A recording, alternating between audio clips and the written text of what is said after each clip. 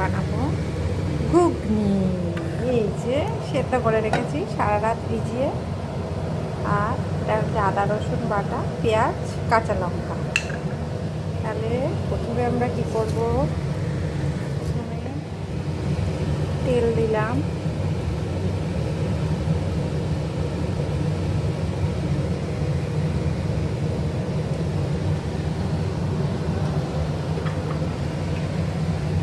এবারে দেবো হলো কাঁচা জিরে ফোড়ন, তারপরে আমরা তেলটা হলে তাতে দেবো একটু গরম মশলা, অল্প, বেশি লাগবে না। গরম মশলা দিলাম একটু, দুটো দানাগুলোকে ছাড়িয়ে। তারপরে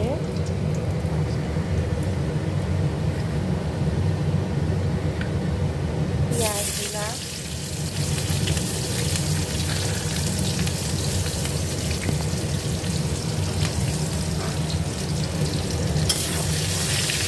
পেঁয়াজটাকে লাল লাল করে ভাজবো।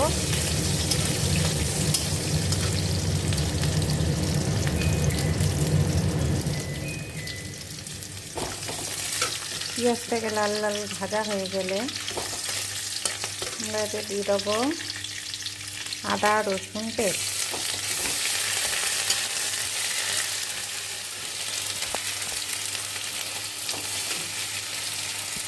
দেখো বন্ধুরা, আদা রসুন পেস্ট এরকম লাল হয়ে গেছে, ভাজা হয়ে গেল। এবারে ঝাল খাও, লাল লঙ্কার গুঁড়ো দিতে পারো। দেবো এবারে হলুদ, সেদ্ধ করার সময় লবণ হলুদ দিয়ে রেখেছিলাম, তা আর একটু দেবো।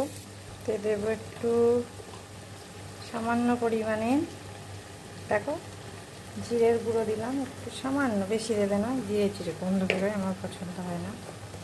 আচ্ছা, এটা লঙ্কাটা দেবো লাস্টে, লঙ্কাটা দিলে খুব সুন্দর গন্ধটা আসে। লঙ্কাটা দেবে লাস্টে, প্রথমেই কাঁচা লঙ্কাটা দেবে না। এরকম করে একটু কষিয়ে নিয়ে তারপরে জল দিতে হবে। প্রথমেই জল দিয়ে দিলে না টেস্টটা হয় না। তো কষিয়ে নেবে, সেটা একটু হলুদ দিয়ে দিচ্ছি, দেখতেই পাচ্ছ তোমরা কালারটা কি সুন্দর এসছে। দেখো কিরকম ফুটছে, আর একটু জল দেবো, নয়তো ঘুগনি কি হয় ঘন হয়ে যায় ভীষণ পরিমাণে। বুঝছো, খুব সুন্দর ঘুগনির দানাগুলো সুন্দর একদম আস্ত আছে।